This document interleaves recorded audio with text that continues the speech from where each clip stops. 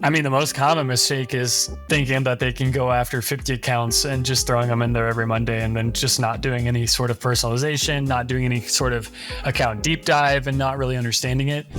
That's Austin Jouett, Senior SDR at Intentify Demand. It generated 2.8 million in revenue in the past 2 years. And in today's episode, you will learn about how to effectively align on your accounts and collaborate on your accounts, develop and implement prospecting techniques, and we will talk also about human level prospecting.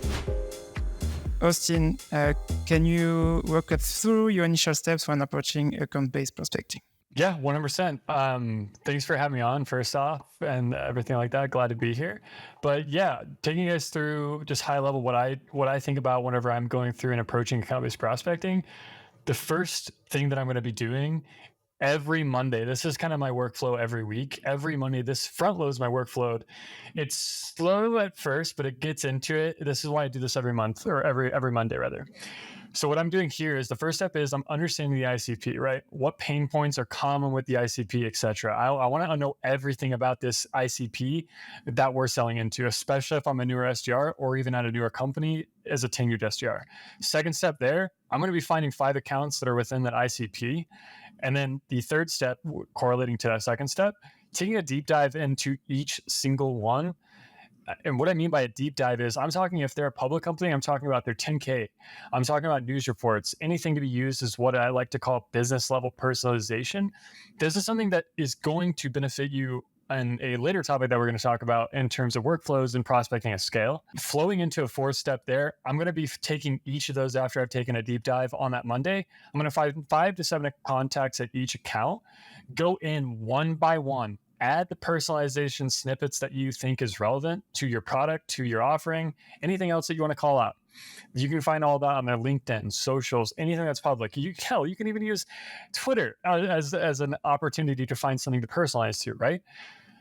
It's not even that.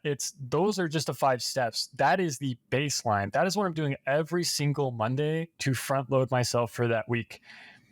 Getting into it a little bit later on, you'll see what the importance in those factors is. You mentioned, are you prospecting 5 accounts per week? Yeah, 5 new ones a week. At any given time, I work a little bit differently than a lot of other SDRs. I'm trying to front load as many as I can. What I mean by that is I have anywhere from 50 to 75 target accounts with 5 to 7 prospects in there at any given time. And each of those accounts is already built out with everything that I need to personalize at scale later on. What's the size of those accounts? Are they enterprise companies or more than 1,000 employees? Or the majority of the accounts that I'm actually going to be targeting and am targeting right now, my new company, Intentify Demand, we are actually having a heavy focus on the enterprise segment. So I'm translating everything that I learned from the enterprise segment in demand base over to the current landscape with this newer company.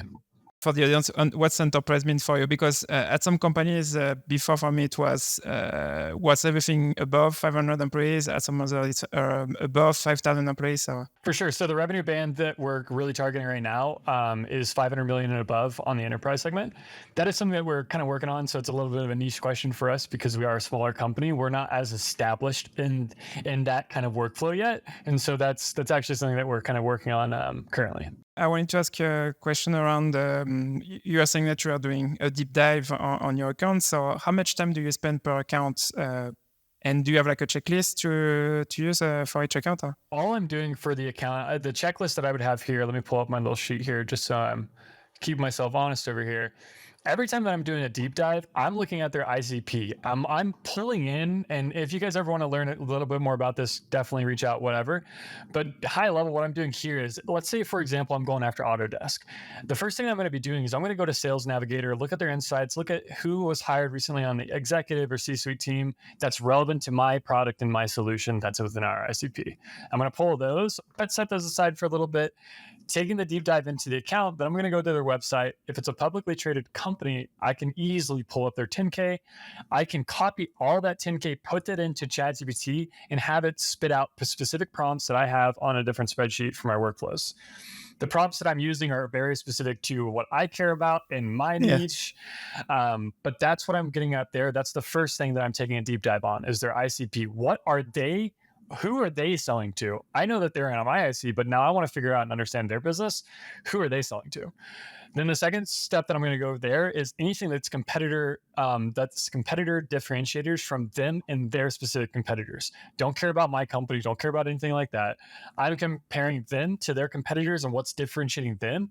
That way, at scale later on, I can easily personalize at a business level personalization sense what we're doing at our company that's going to benefit them at their company with their roles, with everything that we deep dived into Autodesk. I know that's kind of high level, but I can't really go into it without showing it. I can't show it without showing a little bit of sensitive information. But yeah. How do you find, for example, you are talking about Autodesk actually. So are you going on the blog of Autodesk to see how they're against their competitors, or do you use a 10K to find this information? So what do you use? The majority of the time in the 10K reports, they're going to have some kind of a competitor section. So I'm mainly just searching up Control F and just searching competitor. And then I'm going to be taking that entire competitor blurb. This is where it saves me a lot of time. And I think a lot of people are trying to analyze it then and there. Take it, copy it, throw it into ChadGPT, and have it trained on what your product and what your company does ahead of time. Throw it into ChadGPT and say, what is their competitor differentiators that I would care about based on XYZ?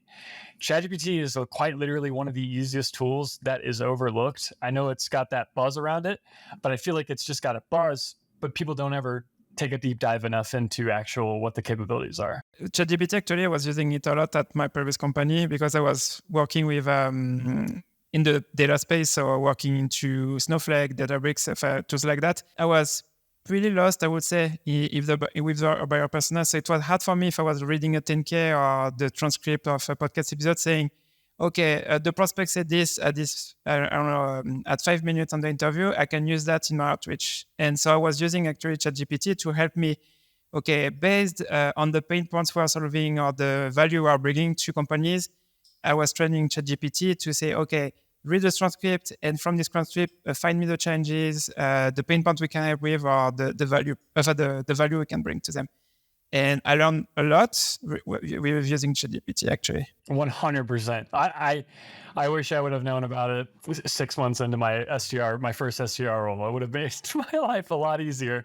But that's quite honestly, that's a common thing that I'll probably be pretty repetitive on throughout this podcast is ChatGPT and the way I use it, for sure. The thing I really love also, because obviously we're talking about account-based prospecting, it's your approach around the account versus, obviously you are talking about looking for what you can use with your prospect, but something also I realized when I was working in the data space is my buyer personas, they were technical buyer personas, and if you compare to sales leaders or marketing leaders, they are not super active on LinkedIn, so it's not like you can do your research for each prospect, because most of the time I was doing my research and can't find anything about them, so how I'm supposed to personalized to them. So I was doing, like you were saying, about focusing more on the account, finding pains on the account instead of for looking for something for every prospect.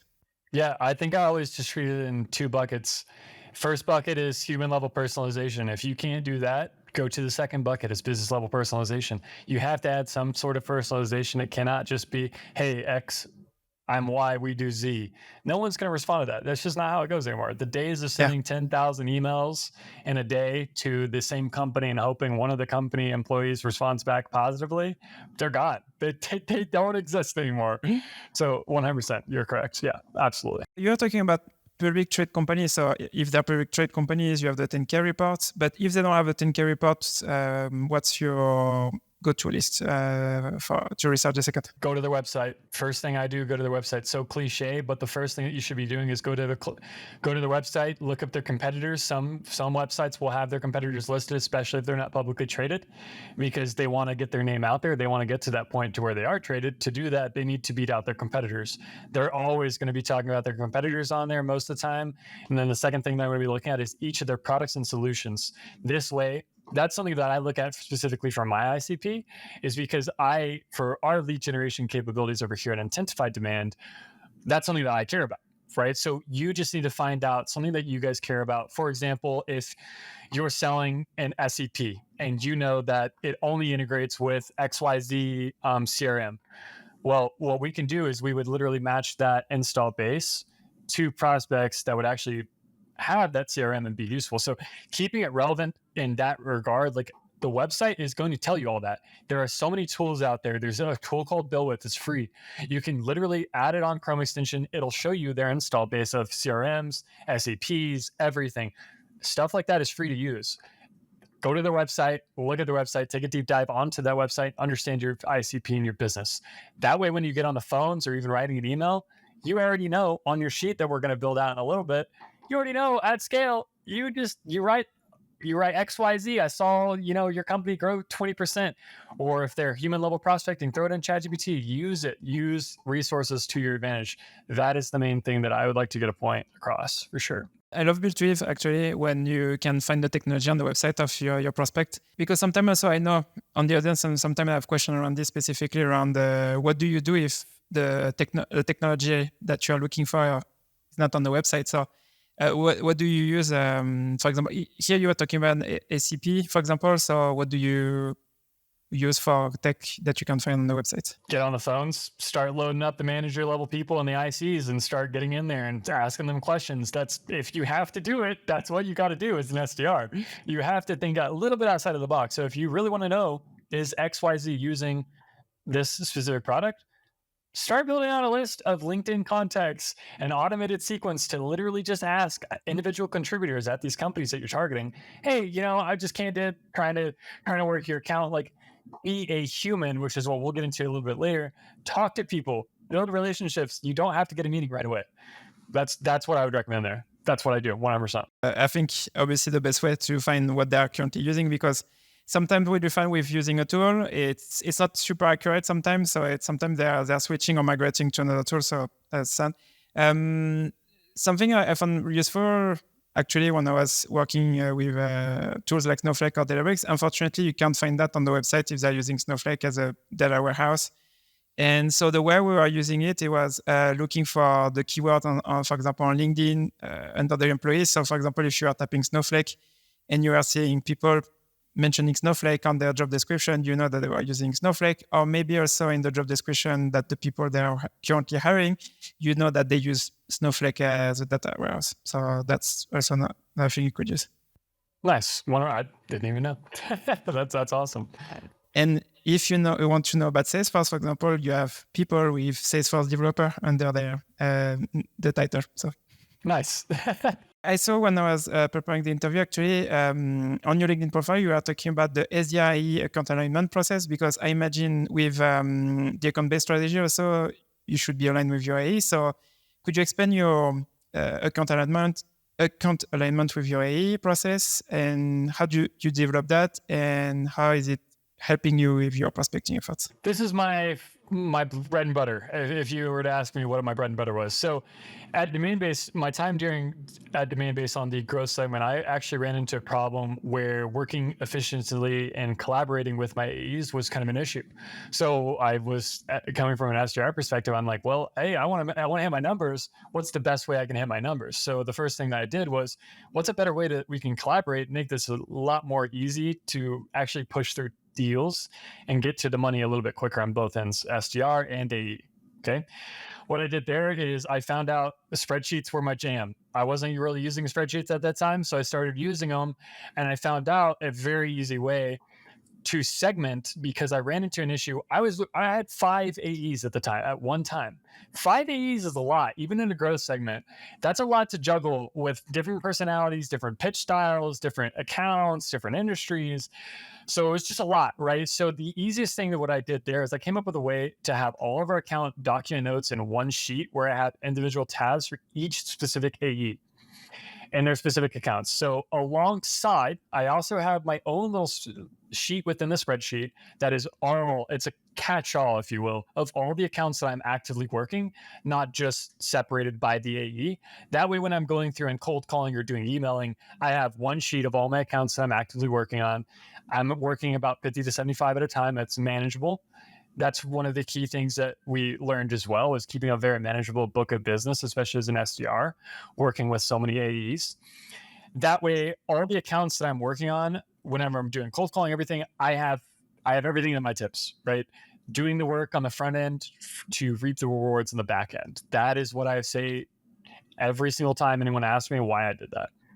Having a methodical and organized approach has led to a way smoother handoff process of qualified leads that are actually converting and leading to revenue. I think that a lot of SDRs and AE alignments, they have a lot of drop offs to leads that convert to revenue, or stage gates, even for that matter, because you guys don't have, a lot of people don't get trained on having a process with, hey, after you pass off a lead to an AE, you should probably continue to follow that lead and make sure that you're getting paid on it as the SDR, right? Because the way that a lot of our comp structures are is exactly that. We don't get paid until the meeting happens or the meeting's qualified. Obviously, I would hope that the majority of us SDRs want to make sure that those meetings are qualified and they're moving along. So having that account process, which again, we'll show you guys a little bit later on, just a templated spreadsheet that you guys can use as well. Having that sort of process, very high level, it's going to save you guys a lot of time and pain, and it will greatly increase your relationships with your account executives as well. On your spreadsheet, do you connect it to your CRM, or is it more like you are manually updating it? So I manually update it. Everything. It's a little bit of a niche situation for me, but even at Demandbase using SFDC, I still use manual on the spreadsheets. I know a lot of people are probably cringing at that right now, but I'm telling you right now, you do it. The reason why it's very important that you should be doing more things manually is because every time that you're writing things down, even on pen and paper, you're typing it down and you're typing notes down on an account, your brain is constantly thinking about that. So whenever you're in a sheet and you're living in it and you're doing a cold call block and you know Autodesk and you've connected with 5 people over the last 2 weeks at Autodesk, well, hell, you have their ICP, their competitor intelligence, you have all of your other notes from the other previous conversations at your hands. That's why I know I'm harping on it a little bit, but that's something that I really think that a lot of people should be doing more often. And of course, there's always ways to push all that to your CRM. Do that on the back end, do that later.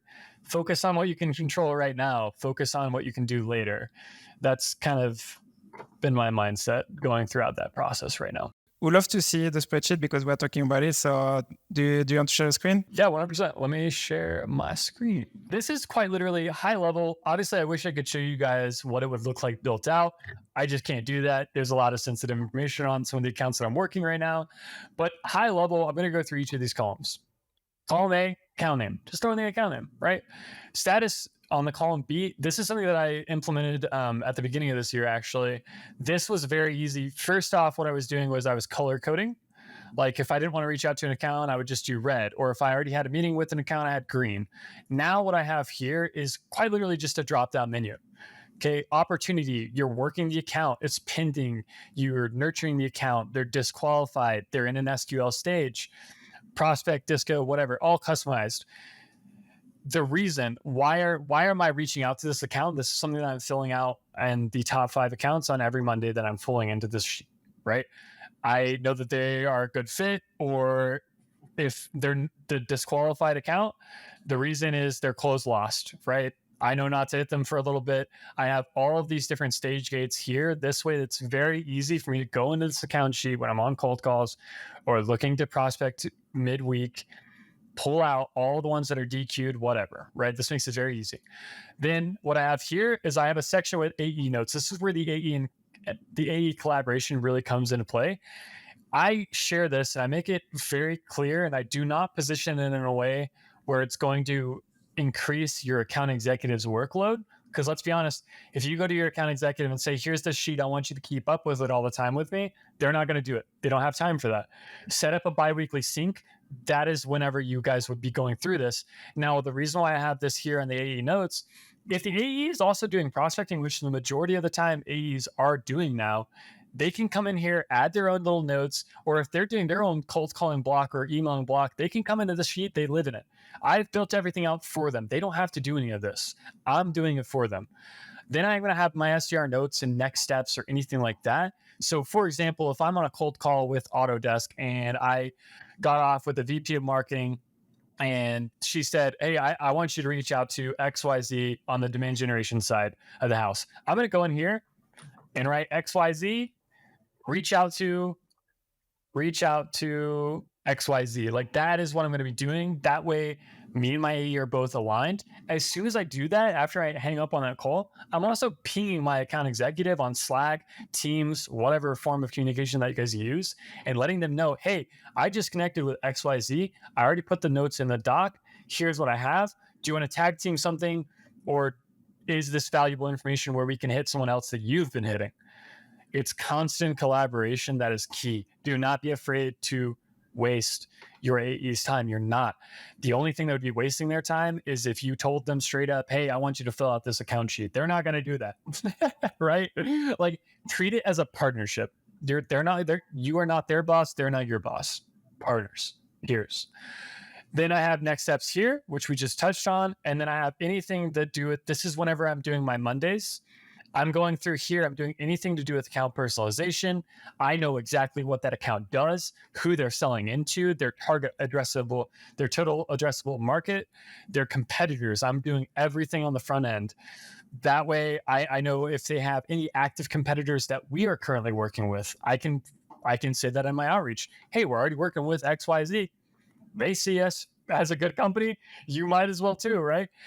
And then I have over here active opportunity, just to make sure that was actually before I added in the status column, so you guys can throw that out. But that is quite literally the tracking in terms of opportunity.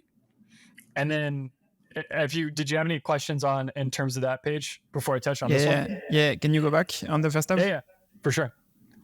Okay, so can you click on status to see what you have? So you have working. What's 101? Is it like 101 when you want to talk with your AE or something else? Status of the 101 is like whenever I know that I want it to be talked about in my biweekly sync coming up, I'm going to put it on a 101 column. That way I can just immediately go through there, and then that way they know ahead of time, okay, he's going to want to talk about these accounts. Okay, now let's go to reasons. That was the reason. So here you have A top 5.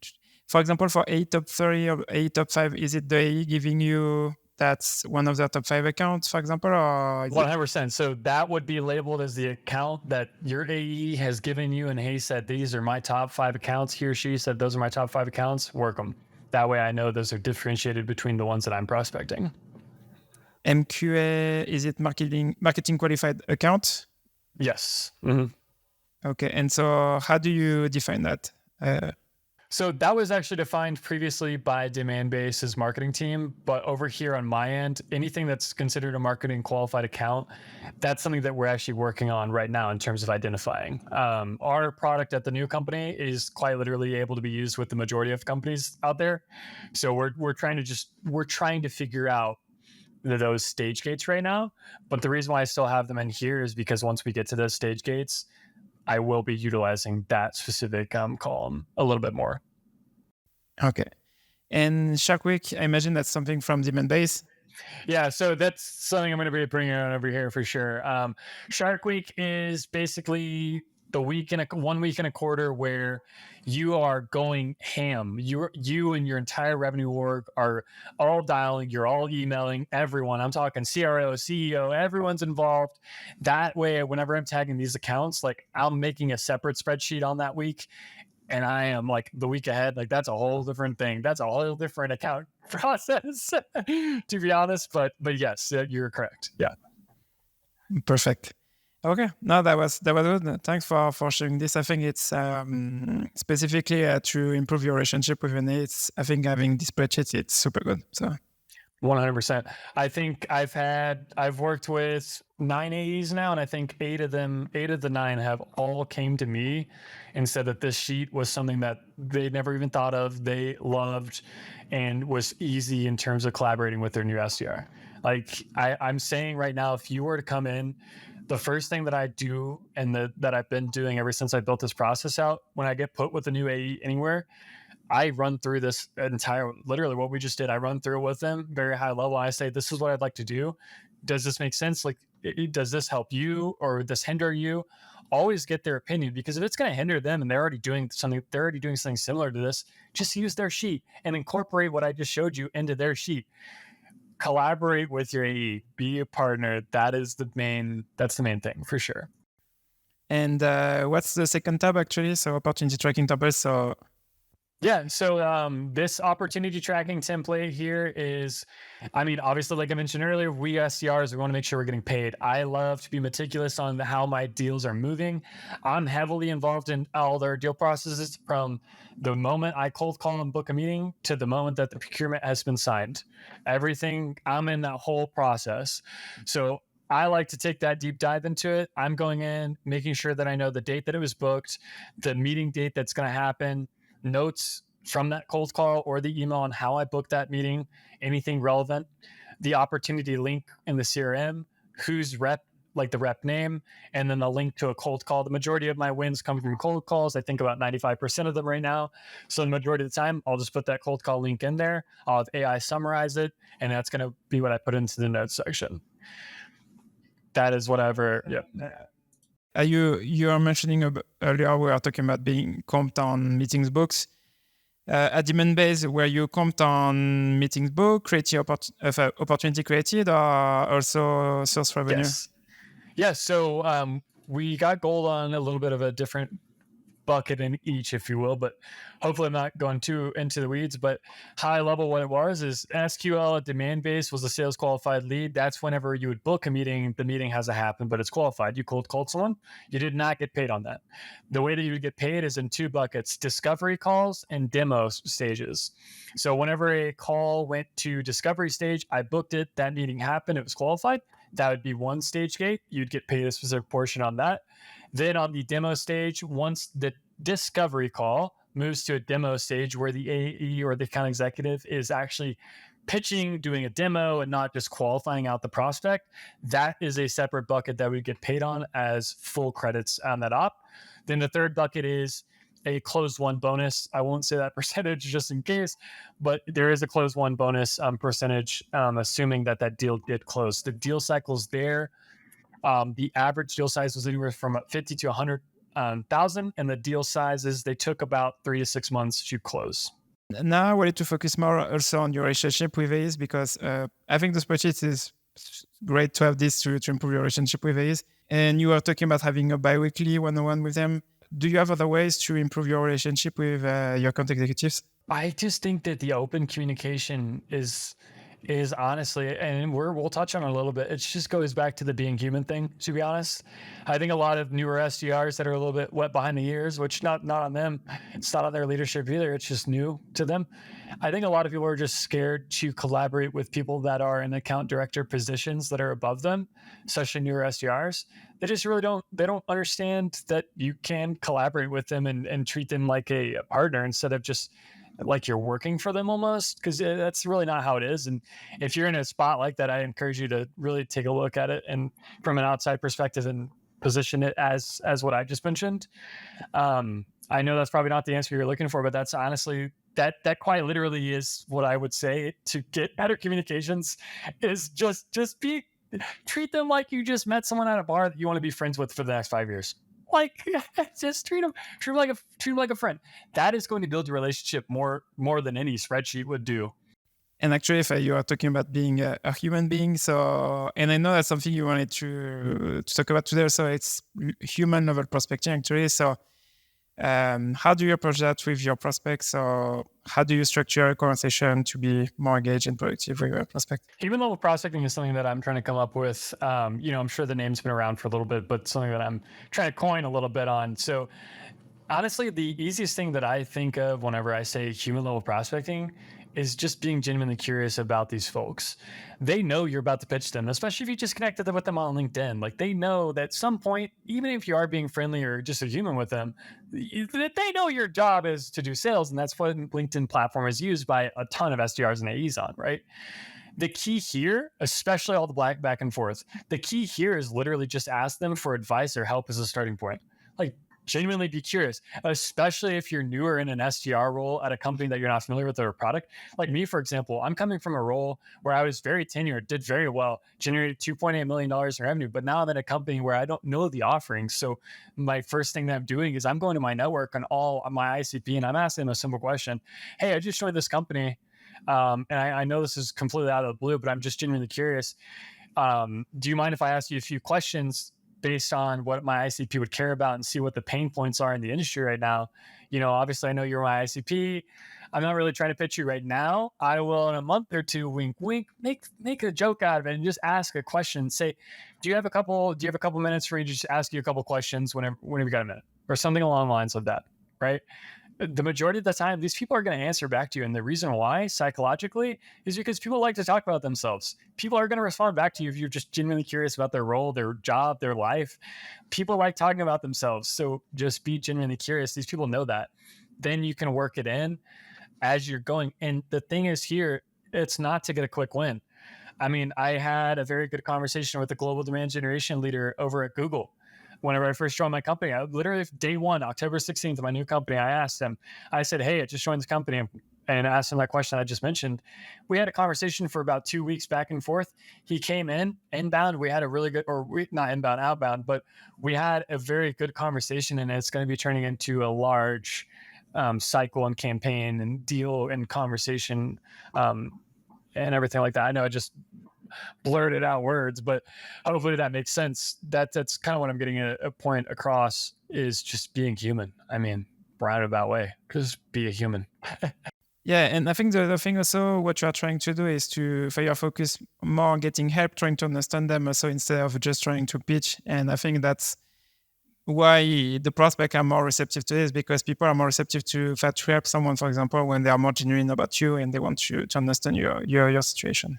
People know what you're trying to do at all times. Just have that even if they don't, have that in the forefront of your mind. It will make your life a lot easier in terms of selling. Here, if we talk about the soft skills, that why an SDR is super. So top SDR or an AE, for example, is being curious, because here you are more focused around really to asking questions to understand this. And I think that's super important here. 100%. A question more around focus your time at Demand Base. So what have been your key learnings from generating 2.8 million revenue at Demand Base? Key learnings there, stay on top of your prospects. I mean, 100%. You hear it everywhere. You hear Trent Russell say it 24/7 on Fridays on LinkedIn.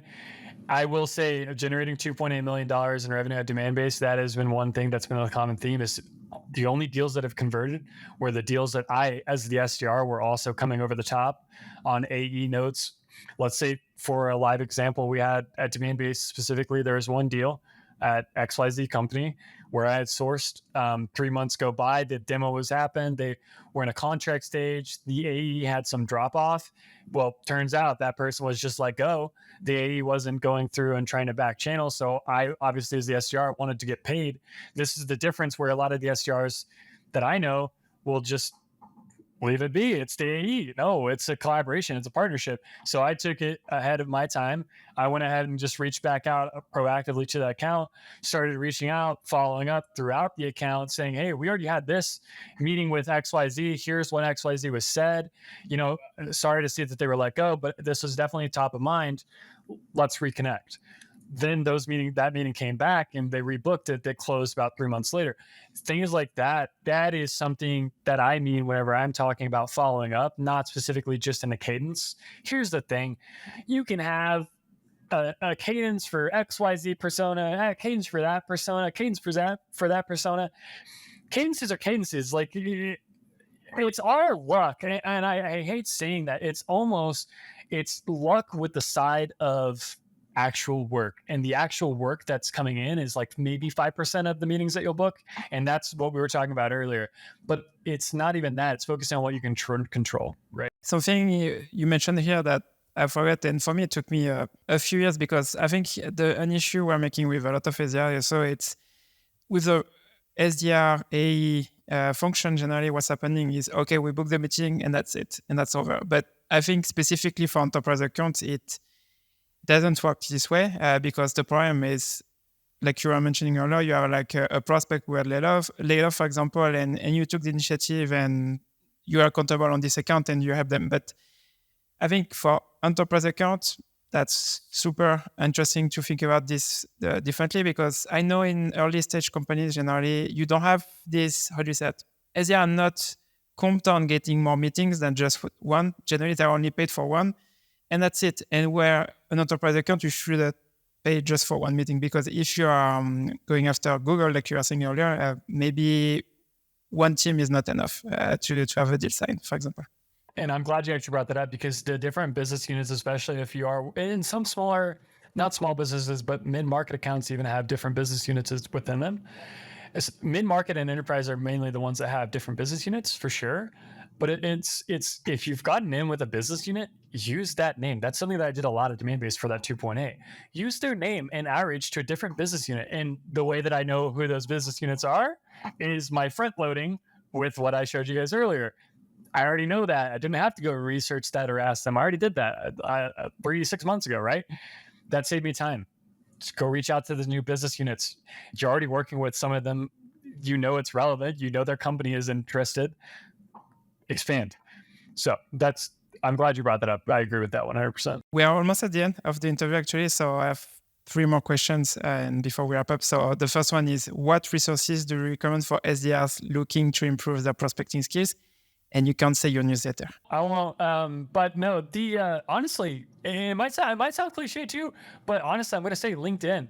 I live on LinkedIn. I truly do.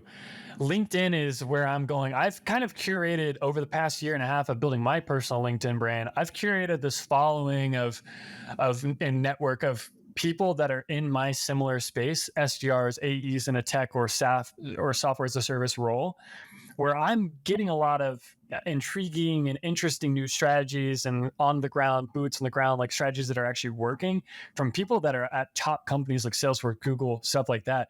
LinkedIn has been my number one thing. I think not even that's the resource, but the way that I would recommend using that resource, taking a step deeper, is get a notebook, write down some new emails, get on Docs, write some emails, pull up on one monitor, LinkedIn post that you want to take apart and try in your strategy, take it apart, put it into a new doc on the side on a second monitor, combine the two, use ChadGPT. That is the kind of stuff that I am doing constantly. I'm taking snippets from LinkedIn, I'm throwing it in ChadGPT with my learned model with my company and saying, hey, articulate this back in a way that would recommend to Intentify Demand and to an ICP that I care about. Like, it's rephrasing stuff from LinkedIn and using it as your own. There's something that I learned in door-to-door my time there, is something that my old boss told me about, was to take pieces of every single top rep that you've ever seen and had a conversation with and build it into and bake it into your own strategy. That is going to be what is going to set you apart from every single other seller in the entire world. Completely aligned on this. That's something I think, obviously, talking to top performers, that's a really good way to really accelerate your learning and your performance. Question, because you are saying about LinkedIn specifically, do you recommend to follow, who do you recommend to follow, for example, or who are you following on LinkedIn? Yeah, no. So, I mean, obviously the Lavender team is one of the people that I always recommend following just as a newer SDR in terms of emailing tactics. But Jed, I'm trying to find his last name right now just to make sure I actually know it. I might be mispronouncing this, but his name is Jed Marl. He was with a company called Mailshake for a little bit. He owns his own company called Practical Prospecting. I mean, honestly, like what I was just telling you about how I pull snippets from LinkedIn and ChatGPT a lot, I'm using a lot of his content. There's another person called Skylar who is more for AI kind of messaging and everything like that. I'm trying to find his name as well. Sky Snad. I can't pronounce his name. I might be mispronouncing it, but he's someone that's more on the AI side of the house. He posts a lot about automating workflows through Clay, automating email personalization tools. Actually, something that I'm going through right now with him. But yeah, no, those are the two top people that I follow right now. What are some common mistakes SDR make in account-based prospecting, and how can they avoid them? What are some mistakes that SDR is making in account-based prospecting? I mean, the most common mistake is just thinking that they can go after 50 accounts and just throwing them in there every Monday and then just not doing any sort of personalization, not doing any sort of account deep dive, and not really understanding it. I think that a lot of SDRs think that they can get away with it in the sense of, I'm going to go find 10 or 15 accounts, load them up on Monday, and start prospecting them as I go throughout the week. I think a lot of people do that. And a lot of the times what it's going to happen is it's going to inundate and backlog your task queue. I mean, one day you're going to have meetings back to back for 5 hours and you don't get through all your meetings. So then you're a day behind. Do it all on Monday. Block it out. Like, that is something that I see a lot of people especially newer SDRs make a mistake on, is thinking that they can get so much done quickly, when we're not in a role that you get things done quickly. You don't get quick wins anymore. It's just not the expectation. And that's what I would say. And what advice would you give to new SDRs who are just starting out in account-based prospecting? Use the Google Sheet template that you can get from us. No, I'm just kidding. But I mean, seriously, it's quite literally building out an account dossier process. The first thing that I would do, especially if you're getting started with account-based prospecting, sync up with your AEs, whether that's 1, whether that's 5, sync up with them, get an idea, get their top 10 accounts, then start building it off of that. Start building an account dossier process. That's, I mean, 100%. Everyone should be doing that. I know it's been a broken record on this podcast, but that is something that I've seen success, and that's why I've seen constant success. That's why all the top SDRs and top AEs, that's what they all do. It's what works. That's the advice that I would give you. Well, Austin, thank you so much for being on the show today. Before we end the episode, do you have anything else you want to share with the audience? Obviously, we'll include your newsletter in the description. But sure could. Yeah, no, I mean, honestly, guys, I think that the only thing that I want to leave everyone with that I think is very important in a selling role is treat people with respect. People are going to treat you with respect, and if they don't, that's okay. You move on. You know, it's a cold calling role. I think that if you are treating people with respect, you are doing human level prospecting, you're treating them with genuine curiosity, the results will come. They may not come super quickly. Don't be discouraged. I highly encourage you guys to continue on, and you'll see the results. Just put in the work. That's all I got to say, for sure. Don't be afraid. Thank you so much for being on the show, and for everyone listening. I see you on the next episode. Absolutely. If you enjoyed this episode, feel free to leave a review on Spotify or Apple Podcasts. So for Spotify, to leave a review, what you can do is you can use your phone, then go on the Spotify app, then you go to the SDR game page, and then at the top of the page, you can leave a review. It's a 5-star review if you enjoyed the episode, obviously. And then if you are listening to this episode on Apple Podcasts, feel free also to leave a review on your app. Thanks for listening, and I see you on the next episode.